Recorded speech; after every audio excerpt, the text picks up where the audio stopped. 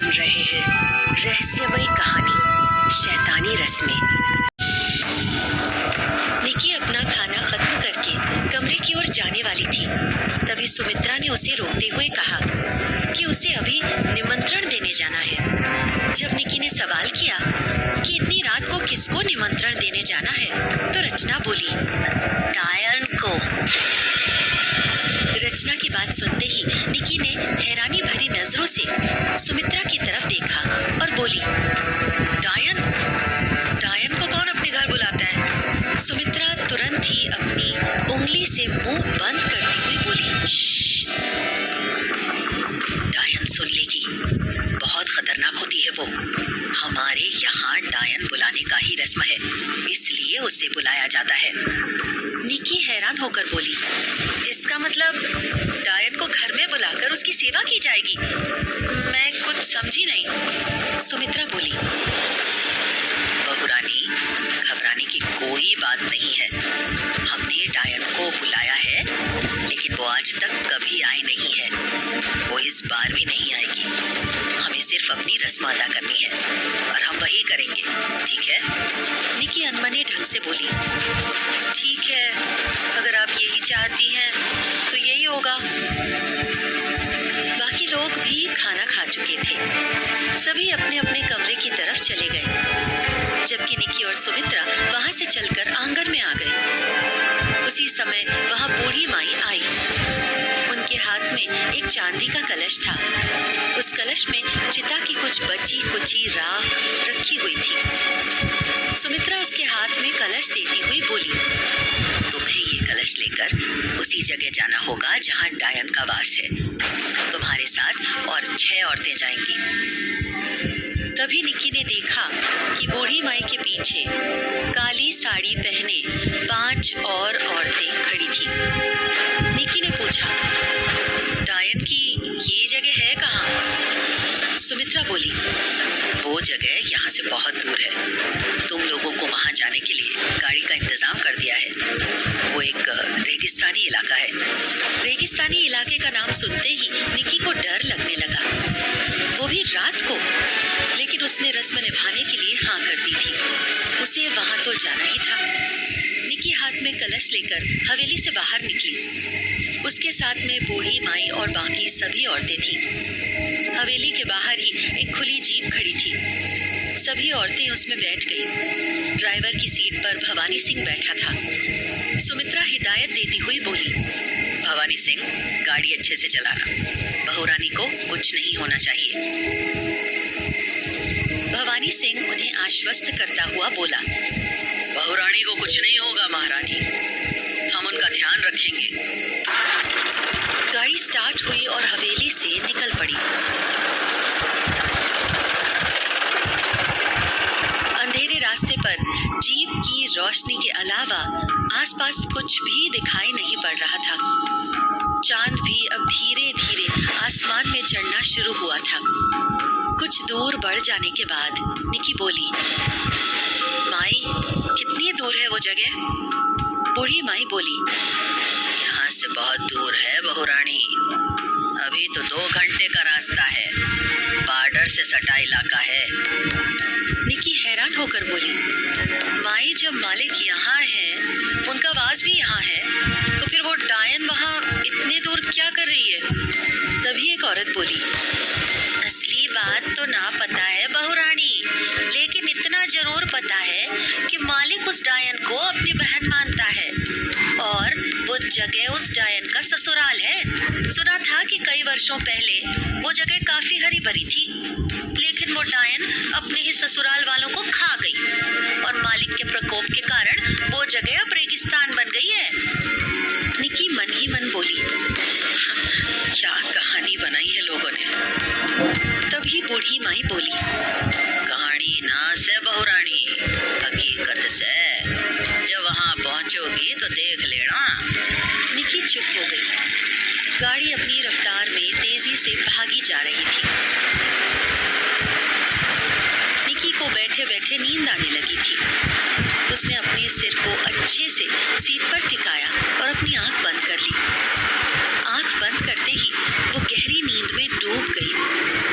कुछ घंटों बाद अचानक उसके शरीर में जोर का झटका लगा और उसकी नींद खुल गई।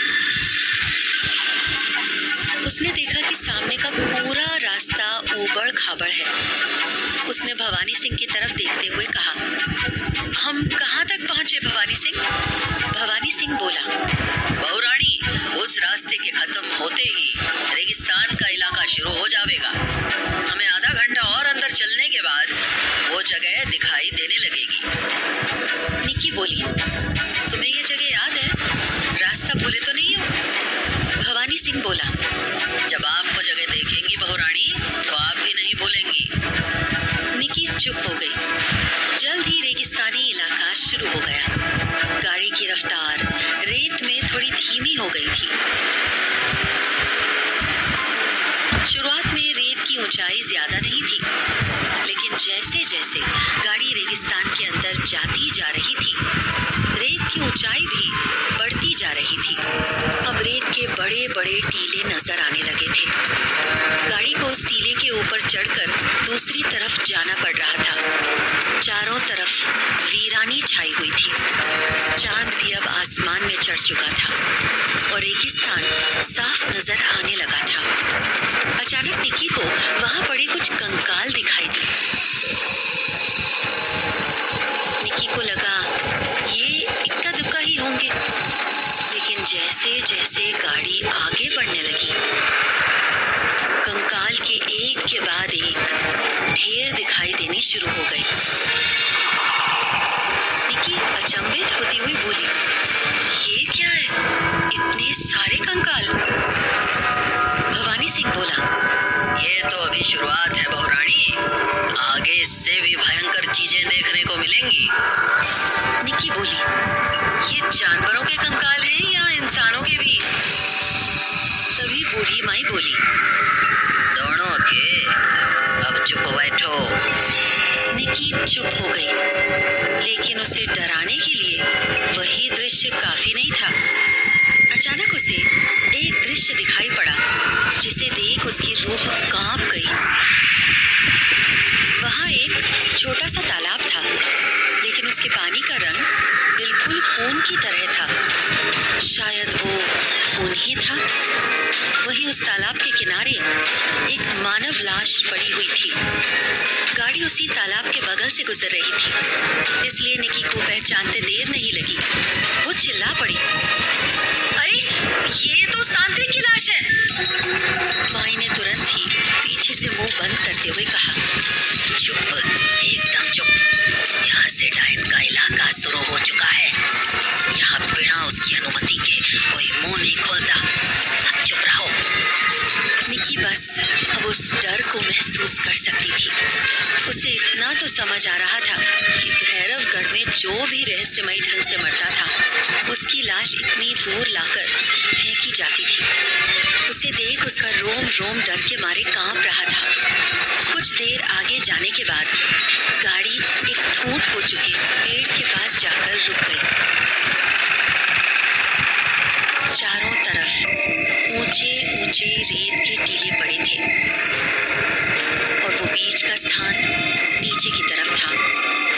वही जमीन पर घुटनों तक जगह जगह कंकाल ही कंकाल थे।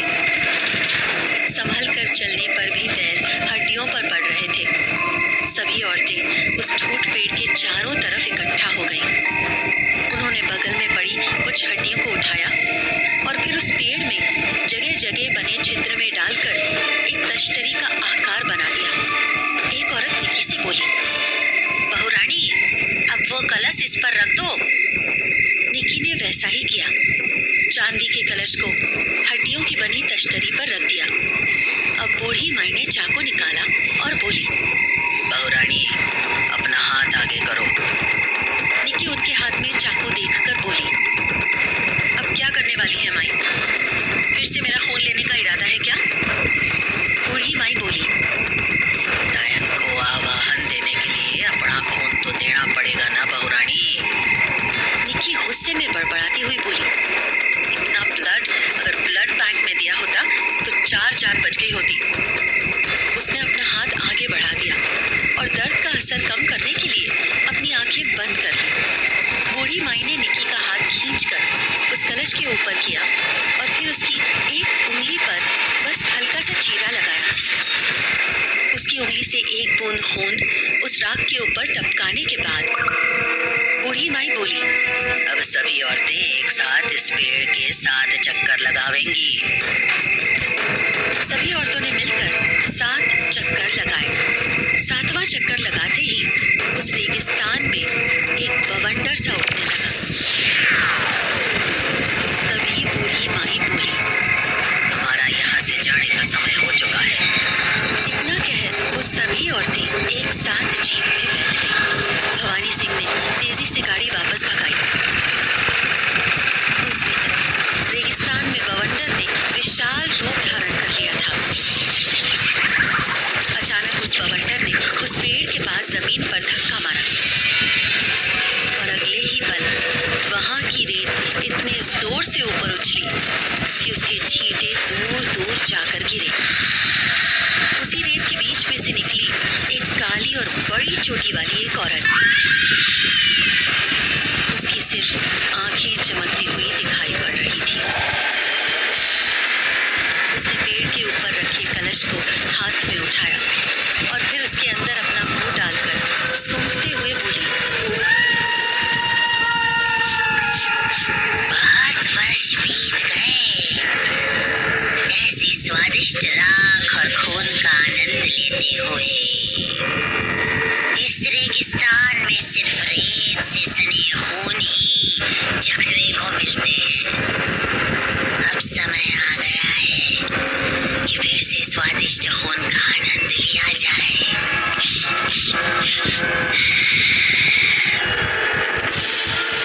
कहते हुए उसने अपना मुंह खोला और एक ही बार में सारी राख और वो एक बूंद खून खा लिया। वही भवानी सिंह की जीप काफी आगे निकल चुकी थी। डायन ने जीप की तरफ देखते हुए कहा, मालिक के आदेश पर मुझे भी भैरवगढ़ पधारना ही होगा। वो आसमान की तरफ देखकर चिल्लाई, भैरवगढ़ वासियों, मैं आ रही हूँ, मेरे स्वागत को तैयार रहना।